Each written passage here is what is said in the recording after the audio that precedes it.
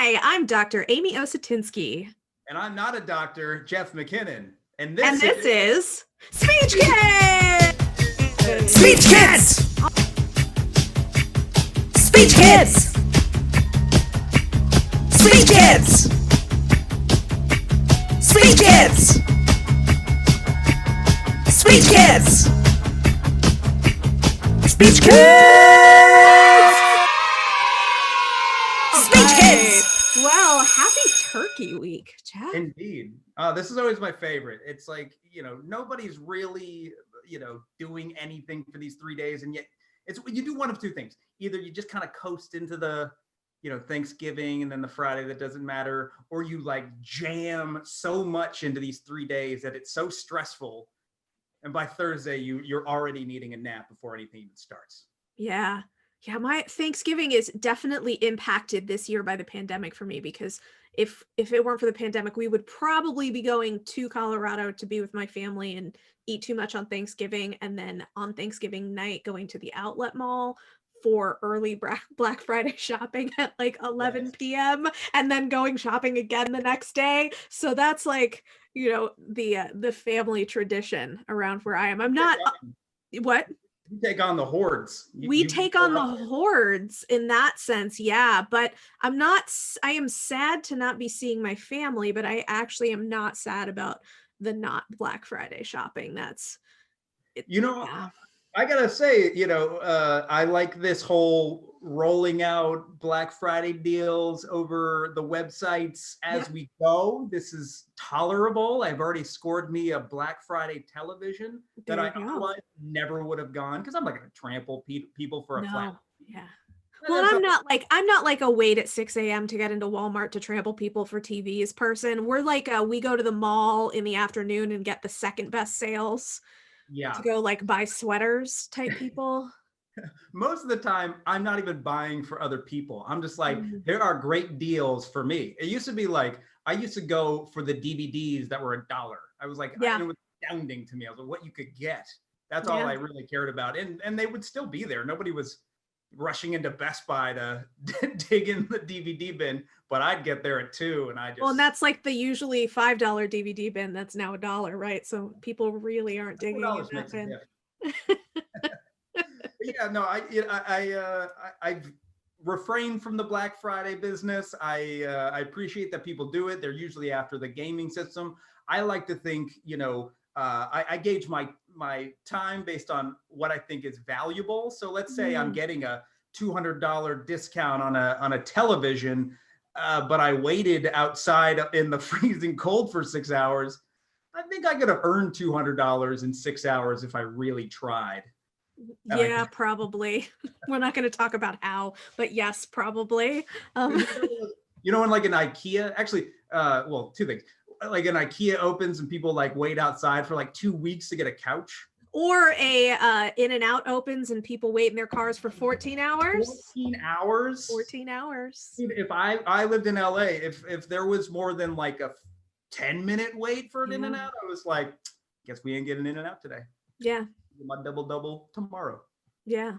You would be failing at getting In-N-Out, which brings me actually to you would literally be failing. It is the antithesis of the place. 14 hours is not In-N-Out. That is long. Which actually, that idea of failure brings me to today's director's note, Jeff.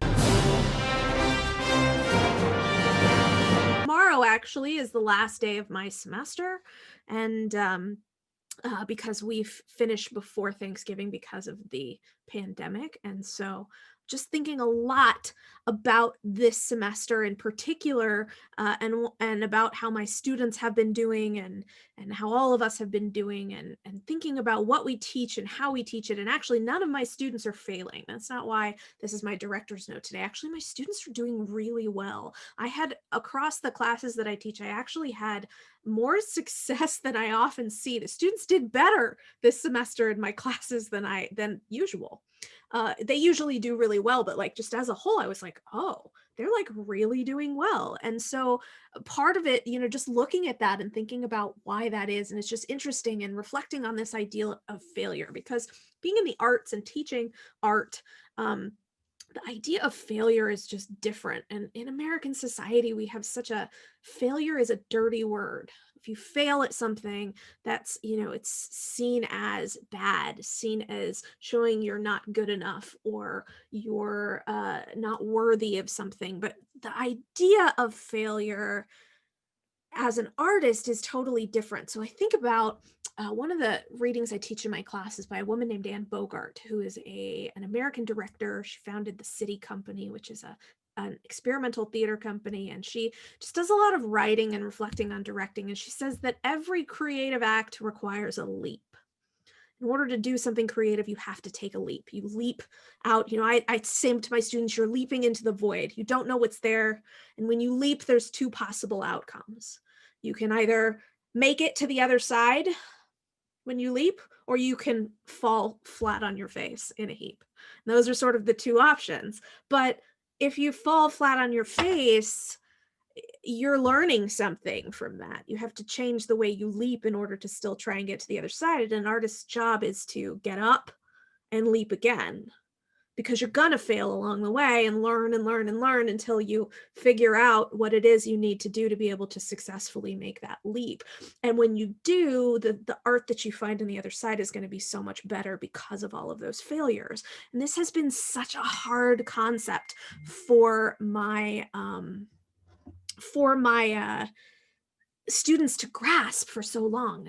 Part of it, I think, we talk a lot about the public education system and how they're coming to us and No Child Left Behind and all those kinds of things about how it's teaching to a test and students aren't taught to think creatively or to think for themselves. And so this idea of pass fail and like failure and not doing something well, everything's about the grade, everything's about the, I have to get to that next level. And in theater, that's just the wrong idea, because there is no right answer, and students are often seeking the right answer and looking to me for the right answer, but there is no right answer. There are many hundreds of right answers to a creative problem. Often there's a wrong answer and maybe a couple wrong answers. There's no one right answer, and so trying to wrong answers. Yes. Problem. Yes. You learn. You could go your whole life and never quite you could never quite crack that piece, never quite figure out that painting or that character. There's so many variations that you could possibly do wrong. Absolutely. Constructive, as you said. Yeah, well, and also like my right answer is going to be different than someone else's right answer, and like the thing that we're like, it's all so subjective and messy that when students are after the one thing that just tell me how to do it, just tell me the right answer, I can't fail at this, I'm not allowed to fail, I can't do something wrong. It just is inhibiting the creativity and getting in the way. So I spend a lot of time in especially my directing class, talking about failure and pushing them to fail. I say to my students all the time, the expectation in this class when you do your directing work is that you will all make turds on the floor in here. Like literally, that's what I tell them. I want turds. And so we talk a lot about this. Like literally, I tell them, I'm like, I want you to take a dump on the floor. Well, that is a metaphor. That is not through at your college. You really hate the theater department. Like, another one. Yeah. What's going on here? There's poop on the floor. No, but this idea that their work as budding directors, the first things they've direct, I expect it to be terrible. Yeah. And when it's just a little bit better than terrible, or they like have an epiphany and one thing is really great, we celebrate that. And so the idea is that the expectation is set that they're going to fail at it. And that is sort of has become freeing. And so I'm watching my students and watching them wrestle with this pandemic and wrestle with what this means, and sitting here thinking, maybe, just maybe, the silver lining to this is that students right now who are in college, maybe even older high school students, are going to come out of this with more resilience than they had before. That maybe because of surviving this and trying to navigate education in this moment, that maybe, and like actually being able to succeed in certain ways and figure out ways over, around, and through all of these obstacles. Because that's the other thing we talk about, like obstacles come up all the time. And your job as an artist is to find the way around, over, and through. You have to solve the problem creatively. If you come up against the obstacle and you just stop, well, you're done. And there's no way to go out in the world and be an artist who says, if things get tough, I'm going to quit. Like you just can't. You would make it 5 days as an artist. Um, You and know, I mean, there's so much to what you're commenting on, and I think that a lot of what we are dealing with is you're in a creative field and you're teaching students who are embarking in a creative field, but they are being brought up in a culture that really favors competition and really favors this winner take all. Failure means basically loss of resources, loss of status, loss Mhm. of security. So the creative is essentially always trying to buck up and move the practical system that would rather you just comply and rather you just Well, service and that. conform. Like they're Right. brought up in a system of conformity where Exactly. students are numbers and they're, tick marks on a in a box, and they have to reach a certain benchmark in order for the school to get money. And so everyone's focused on you need numbers and conforming and making molding minds into a little box instead of opening minds into creative thought. And so getting students then to start thinking creatively and really open up to that creativity, it feels completely foreign and alien to them. Right. It's also about really enjoying the process of creation almost as the reward in and of itself. Mhm. I think if anybody is going to actually pursue uh, a career in the arts in any fashion, to be result oriented is going to create a lot of disappointment and a Mhm. lot of expectation that won't be met. Like to quote, to, why am I suddenly spacing his name? Um, uh, uh, uh, God, NPR superstar. He's the, I can't pull his name. Glasses, obviously, I said NPR. Um, well, I'll figure it out and I'll say it It'll come to you. but basically You what he can said dub is it over when you cut the piece. exactly. His name is basically what he said is you became an artist because you have great taste in art, and that your whole job and the reason why artists get so frustrated is because their own work, their own skill isn't up to generating the art that they revere, at the standard that they themselves have. So that can often burn people out, especially if they see it as a failure, that you're not as good as the art that you respect and the art that you strive to emulate it or even surpass and guide. So in that vein, like if you don't enjoy and care about and have the passion for what you're doing, it's a hard road to hoe for Well, sure. yeah, I think the idea of process over product, and not even just in each individual thing that you create, but just as a whole ideal for the way you live your life and career, because a career in the arts, and I'm speaking as the performing arts in the theater, the job, the life is not the performance. The job, the life is mostly the audition, a tiny bit of rehearsal, and then an even tinier sprinkling of the performance. So if all you're interested in is the performance, and like students who come in, oh, I'm going to be on Broadway and that's the goal, is to get to Broadway, it's like, no, those are the students that aren't going to make it, because I mean, the reality is no one's going to be on Broadway. Like there that Next it's year. such a tiny teeny little thing, like that's just, it just doesn't happen. And so if that's your only goal, you're never going to succeed. But having a life in the arts is possible and is rich and wonderful, being able to do that. And so reframing expectations and goals and ideals to be about the process and the life of art, instead of the goalpost of I'm going to do this thing, I'm going to be in this show, I'm going to work at this place. Right. Well, and there's two sides to having a career in the art. There is basically infiltrating the institutional uh, side, which is to be on Broadway, to crack into film and television. And then there's the independent side where you are sustaining yourself by having generated your own audience. And these days, it seems like you have to have that independent base before the institutions even want to take you on, because it's more like the merging of two companies, like Sure. it's not like bringing an employee in and paying them for their services, they're saying, what kind of value would it bring for this particular business to be a part of our larger conglomerate?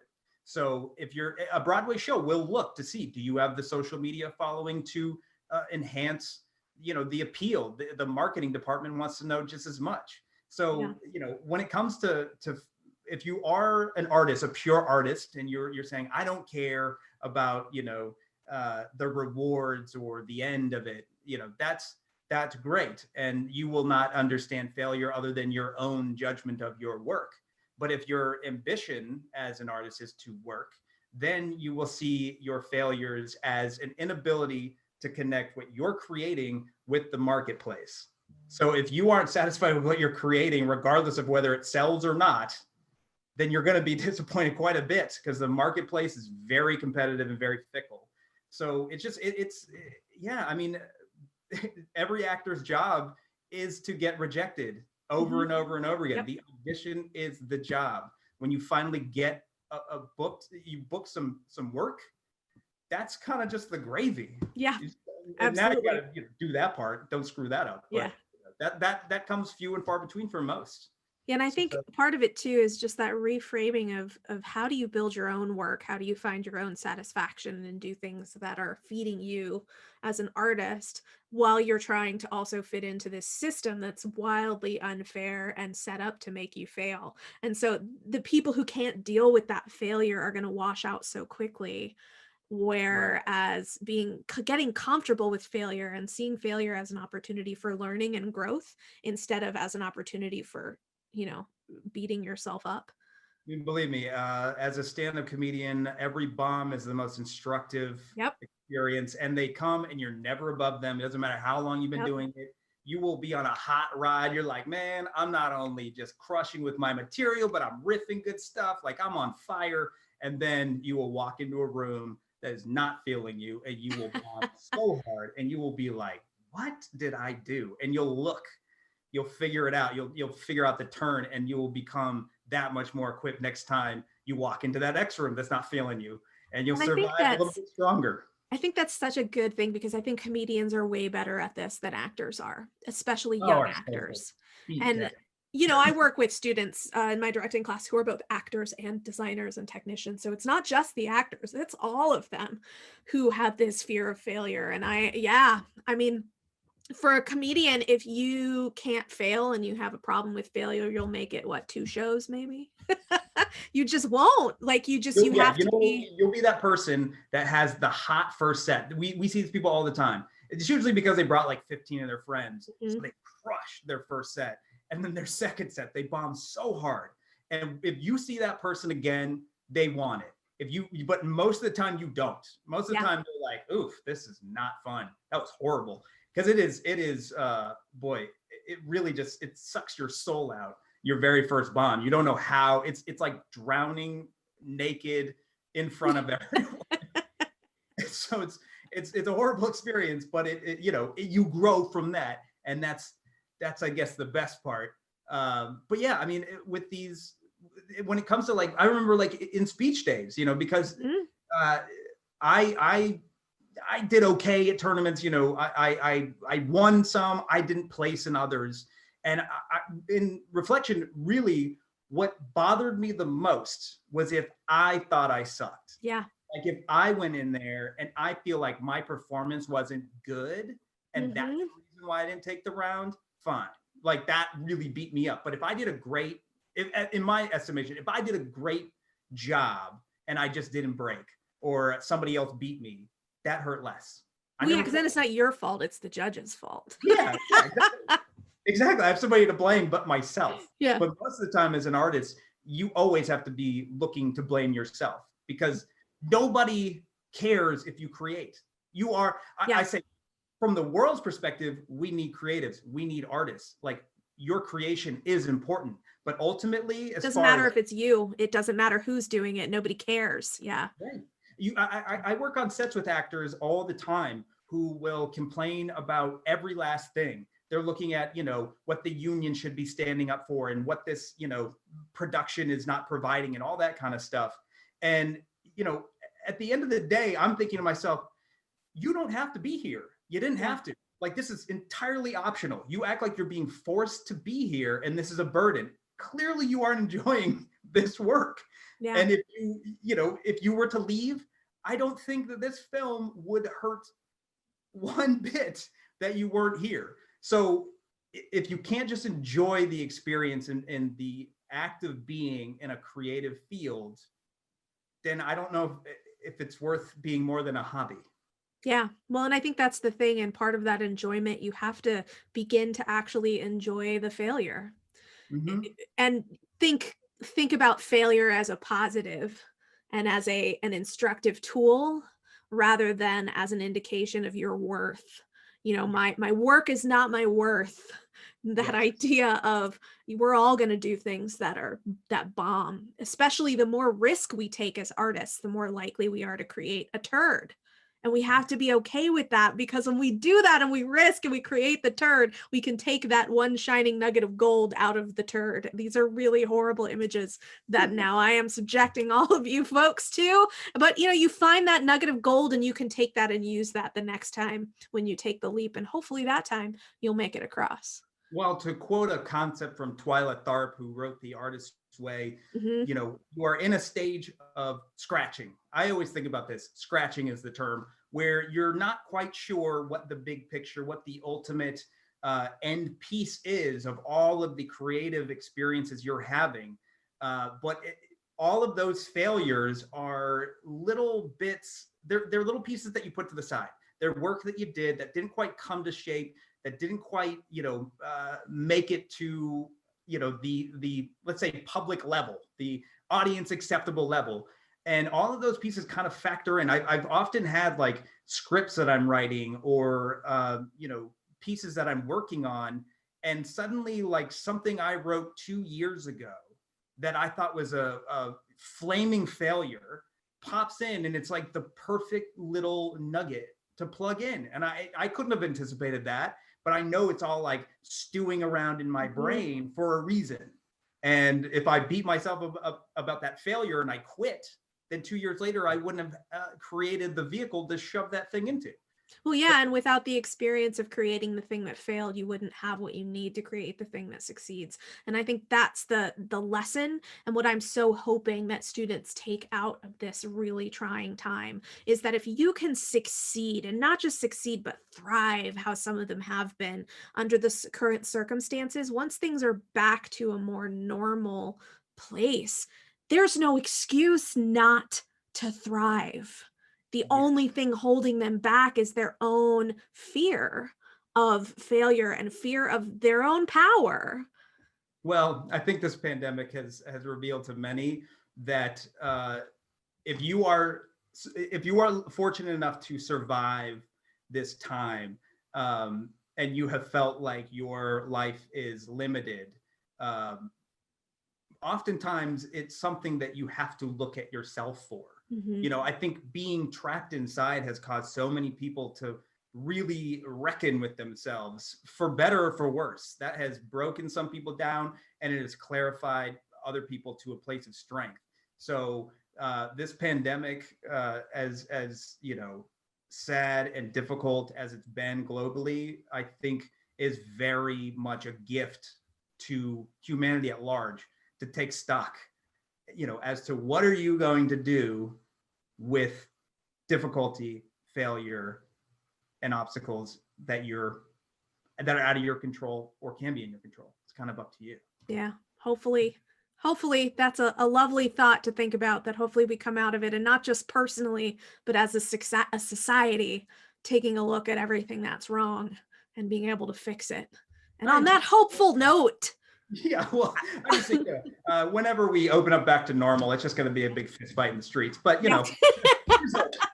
and yes, to join us, we've I think given quite a bit to to draw on, to bring in somebody who knows success and failure both as a performer and as a coach. We had our coach at Cherry Creek High School, Gary Addington, on episode 2, I believe 3. 3. And he recommended one of his former students and now current coach at Summit High School in Oregon. She was part of his very first class, her very first team for Gary Addington. So we are welcoming to the show. It's an honor to have Jan Pizzo, everybody. Welcome, Jan. Thank you for having me. I have to tell you, it's very serendipitous that you talked about fear of failure, because my very last original oratory in high school was on fear of failure. Wow. Okay. Yeah. You share. What was the what message were you trying to convey in that? Well, I was very fortunate my junior year that I did quite well. And my senior year, I was extremely erratic.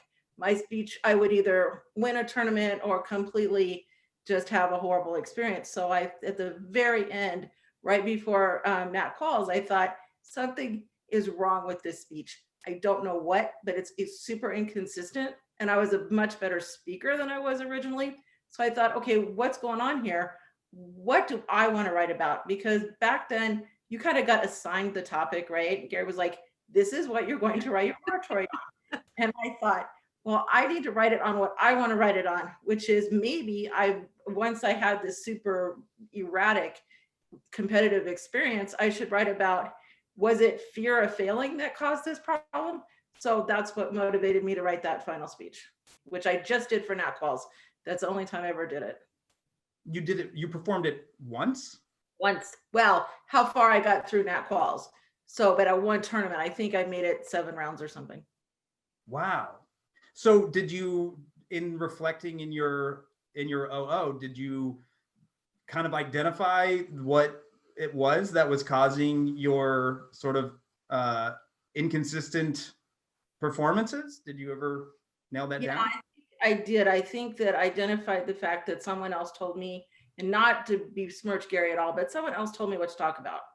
And I needed to talk about what I needed to talk about and Right. what was relevant to me. And neither one of my oratories were applicable to me as a person.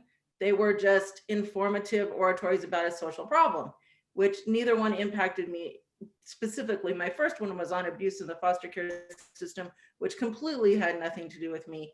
My second one was about being kind of taken by sort of these flim flam artists. And I guess it's sort of kind of consumer awareness, but neither one of them actually spoke to me as a person. It wasn't this kind of universal theme.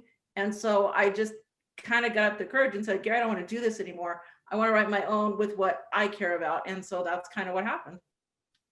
I think that's a good lesson too, as you think about it, that idea of when you're creating, if it doesn't mean anything to you, it's not going to be as good as it would be if you're connected to it.